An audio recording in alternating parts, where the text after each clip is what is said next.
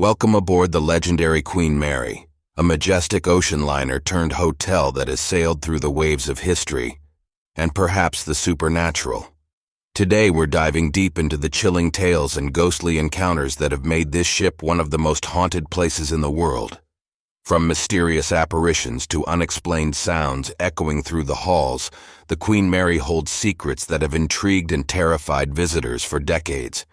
So grab your ghost hunting gear and join us as we explore the dark corners of this floating fortress. Are you ready to uncover the truth behind the haunting of the Queen Mary? The Queen Mary started out as hull number 534 when construction began in December 1930. It was fitted with 24 Yarrow boilers in 4 boiler rooms and 4 Parsons turbines in 2 engine rooms. Queen Mary achieved 32.84 knots on her acceptance trials in early 1936. The ship was named after Mary of Teck, consort of King George V. Legend has it that the original plan was to name the ship Victoria, in keeping with the company tradition of giving its ships names ending in IA. When company representatives asked the king's permission to name the ocean liner after Britain's greatest queen, he said his wife, Mary of Teck, would be delighted. This story was, and still is, denied by company officials, and traditionally the names of sovereigns have only been used for capital ships of the Royal Navy. The Queen Mary sailed on her maiden voyage on May 27, 1936, and won the Blue Riband that August. She lost the title to SS Normandy in 1937 and recaptured it in 1938, holding it until 1952, when it was taken by the new SS United States.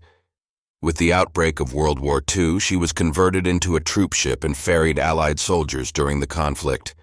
After the war, the Queen Mary was refitted for passenger service, and along with the ship, Queen Elizabeth commenced the 2-ship transatlantic passenger service for which they were initially built. They dominated the transatlantic passenger transportation market until the dawn of the jet age in the late 1950s, and by the mid-1960s, Queen Mary was aging and operating at a loss. She ran for several years with decreasing profits until she officially retired from service in 1967. She left Southampton for the last time on the 31st of October, 1967, and sailed to the port of Long Beach, California, United States, where she was permanently moored.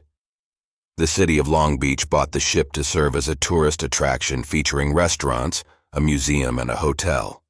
Since then, the city contracted out management of the ship to various third-party firms over the years, before taking back operational control in 2021 when the operator filed for bankruptcy, and it was found that extensive repairs were needed to keep the ship from sinking. Today, the Queen Mary is maintained as a hotel, museum, and event center. It hosts educational tours as well as haunted ones. Guests can dine with the spirits or catch a show, join a paranormal investigation, or just stay in a haunted room. Before we dive into the ghost stories of the Queen Mary, I want to hear from you. Have you ever experienced something paranormal? Or do you have a favorite ghost story? Share your thoughts in the comments below. And if you're enjoying this journey into the supernatural, don't forget to hit that like button and subscribe for more eerie explorations. Your support helps us uncover more haunted tales and brings you along for the ride. Here are some of the most notable haunts on the ship. What was once a luxurious swimming pool, complete with an illuminated fountain, beautiful mosaic tiles, and a mother-of-pearl ceiling, sits abandoned. The pool, no longer in use due to issues with the California Code, is considered to be a hotbed of activity. People have reportedly seen several ghosts in the area, including a woman in an old wedding gown next to the pool with a little boy in a suit. They have spotted a younger woman, wearing a tennis skirt, walking down the stairs before disappearing behind a pillar. Then there's the little girl.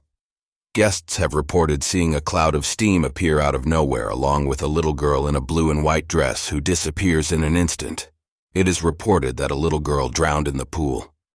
Other children can be heard laughing and crying in what was the third-class playroom and nursery.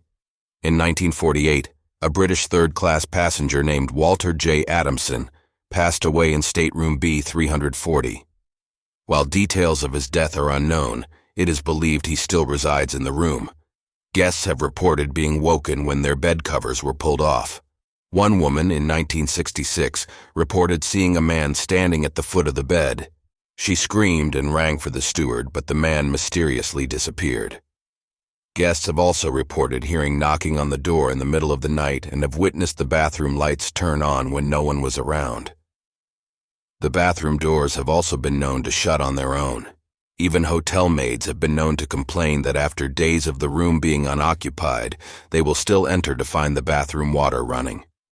What was once the ship's beauty salon, and now used for offices, the Mayfair room has its own spirit. The story says that in 2001, a member of the accounting staff went in early for work, 5:30 a.m. early. As she went about her business, she felt that something was off. When she finally sat down at her desk, she noticed that it was unusually cold, but she continued working. Then, sometime later, she felt someone brush up against the back of her chair. Turning around, there was no one there.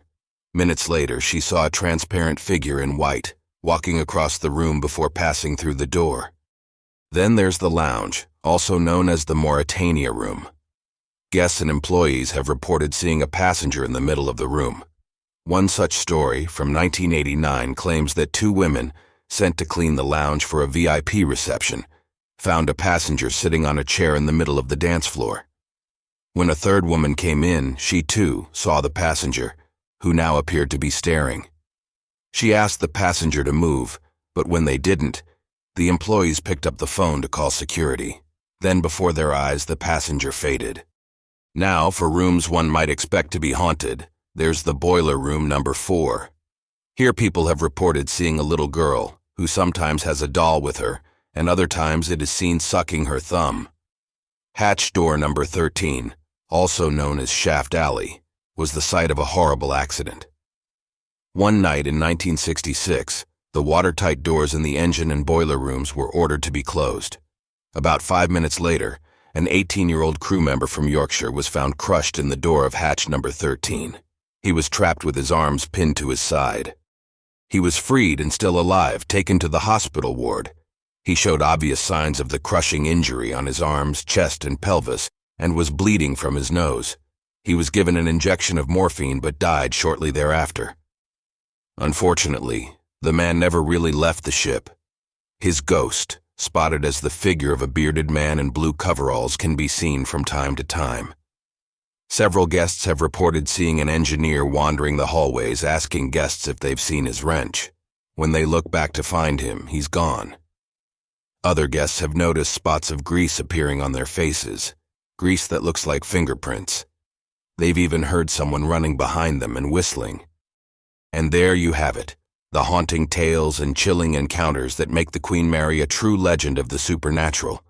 If you enjoyed this exploration into the unknown, be sure to give this video a thumbs up and share it with fellow ghost enthusiasts. Don't forget to subscribe and hit that notification bell so you won't miss our next adventure into the world of the paranormal. Until next time, keep your lights on and your minds open to the mysteries that surround us.